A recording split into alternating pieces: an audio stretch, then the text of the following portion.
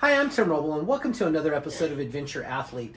Let's talk about my KTM 500 EXC and my last day with it, kind of why I built it, and one of the questions I get asked frequently is, if you were to have one motorcycle, what bike would that be? And my answer is just short, a KTM 500 EXC. The bike does everything well. I've used this bike to compete in trials, motorcycle observed trials. I've used this bike for Endurocross, King of the Motos, pre-running for King of the Motos, single track riding, adventure riding, run into the store and get a jug of milk, whatever it may be. This is probably the Swiss Army knife of all motorcycles. So we'll start with just the setup. I've made this bike super easy to ride, so you don't expend a whole lot of energy to do that. And some of the things that I've put on this bike really make it that way. So down here I have the stock wheel set with the Shinko 9121 Fatty. I run that, got the wheel drilled for the tubeless system. And I run that about 7 PSI on the outer chamber, 110 on the inner. That makes that basically a dual bead lock. I've had great luck with that, both racing and dual sport riding. Coming up from there, you can see we have a aftermarket fender. I like to go with a black front fender just to reduce the glare off the light. It does have these little fins on it to redirect some air to the radiators. And I don't know, this bike runs super, super cool. While we're at the radiators, we have the guards on there from Enduro Engineering. Those have worked out really well. This bike has not spent a whole lot of time on the ground. I think I've only put it on its handlebar a couple times. And with that, I have the Highway dirt bike handguards with the dual mirrors. These nest inside of the handguard.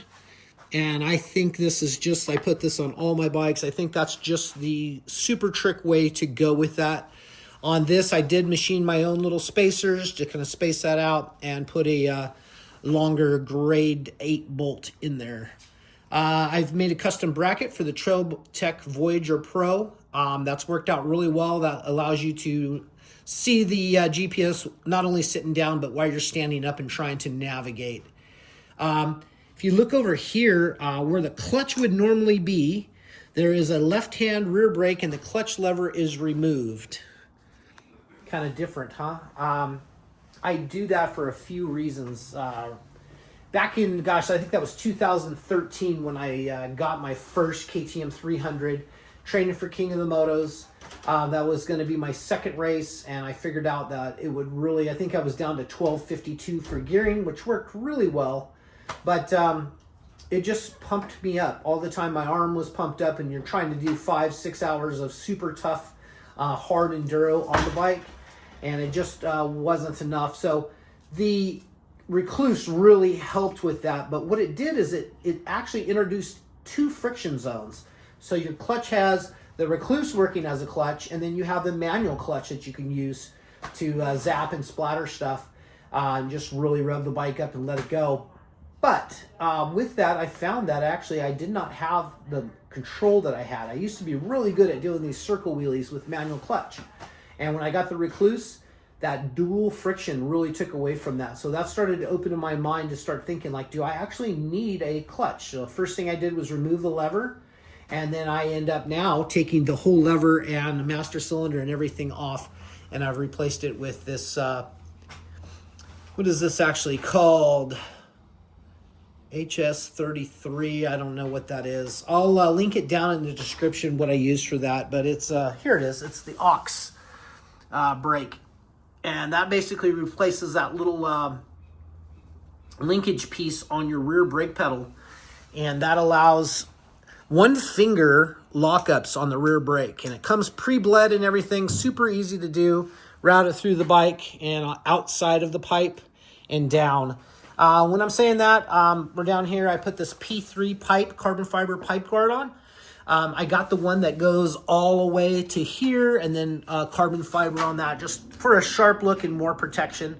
I like to add a little bit of blue to KTM, so I put the drain plug in there, and then that brake tip, which caused me to have to manipulate this a little bit, but I kind of wanted a folder this time just to keep it out of the rocks. when we get these bikes, the ECU is something that more than likely is going to have to be replaced to make the bike run right and cool. So hit up Takomoto, and I got their Get ECU, which has got an app and it's tunable on that. I got all that stuff over here. I got the traction control, and I got this Y splitter and all of that different stuff, and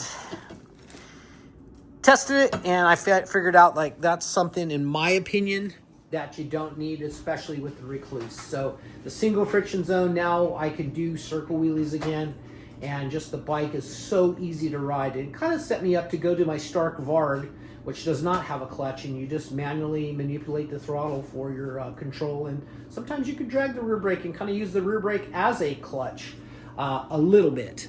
But back to this. Bike works phenomenal. This one I've pre-run King of the Motos on, and Chocolate Thunder, Sledgehammer, Jackhammer, Jack North. That's kind of my little circuit I like out there. Super hard rock riding, and the back tire is a Motaz, and it's a Desert IT, and that thing works really, really well. You can see down there I got a shark fin also that came off of Amazon. And then those chain adjusters, I think, are like off of Amazon. I do like to run a grab handle. Anything that you can use to help you lift a bike or turn a bike to make it work. That works out really, really well. Aftermarket FMF titanium exhaust, carbon fiber tip has worked good and held up really well. Sounds nice. I put an anti-gravity lithium-ion battery in it. Those really work really well. And this back here is your buddy antenna, so you can track your buddies on the Trailtech Voyager Pro. Questions and comments on the bike, let me know. Here to help. Like if you want to build something, let me know. I have a couple spots available. You can see here I have the Takomoto turn signals, and then a front grab strap. That's just a cheapie off of eBay, and works just fine. Bike is phenomenal. I absolutely love the way the bike handles in the rocks, rails through stuff. There's nothing that you can throw at this bike that it doesn't like to do very well. And I know I always get in those arguments with the guys on the two strokes, but I've had several 300s. I still prefer the power of a four stroke. I think probably the best ultimate bike would be a 450 XCF, which was my previous motorcycle.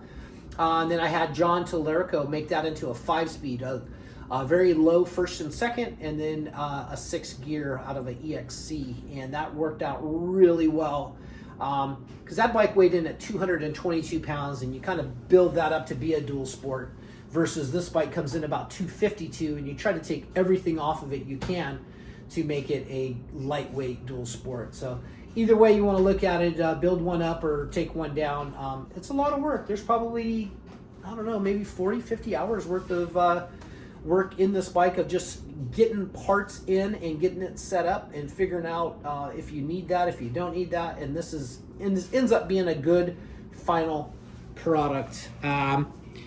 Seat Concepts, I love their seats. This is actually doesn't even get in the way. I had guys in Endurocross ask me, wow, how come you run that wide flat seat? And I'm like, it doesn't get in the way. It seems like I pivot off of here, and the transition back isn't in the way. But yet, if you're doing a long dual sport ride, definitely pays off. And why I'm thinking about that, looking up here, Scott steering stabilizer. Best on the market, in my opinion. I use Scott's on all my bikes, and really, really takes that hard hit out of the rocks. And just kind of, I always say that, like, I kind of feel like the Scott stabilizer actually does save the day, or maybe save you from a crash from time to time. With that hidden rock, you're doing 30, 40 in the sand wash, and that big rock is just below the sand that you can't see, and you hit that and it shakes the bars. I feel like the Scott stabilizer really does save you from hitting the ground more time than not. So that's why it's always a go-to. While I'm looking at it, I got because real estate on these motorcycles is always a thing. So this is the Takomoto switch that's narrower. So it allows you to put the rear brake lever or your clutch in the right position versus that big box they have on here. And of course, these mirrors that nest in the handguards make it super nice just to work out.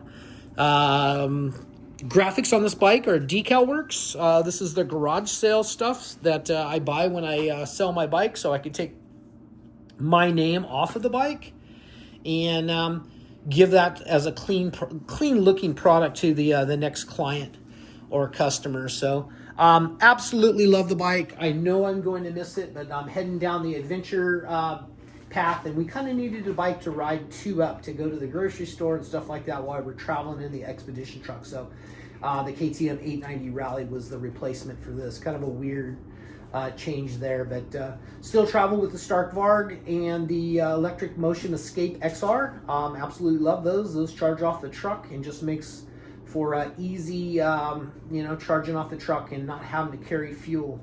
So once again, if you happen to be here still, thank you guys for watching. Please like and subscribe. I could love to have you as a subscriber.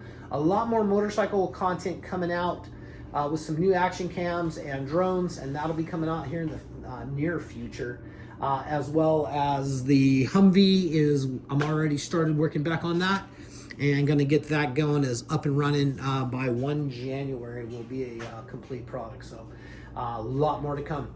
That's going to be it for now. Thank you guys so much for watching. I'm Tim Roble, and I'll catch you here next time.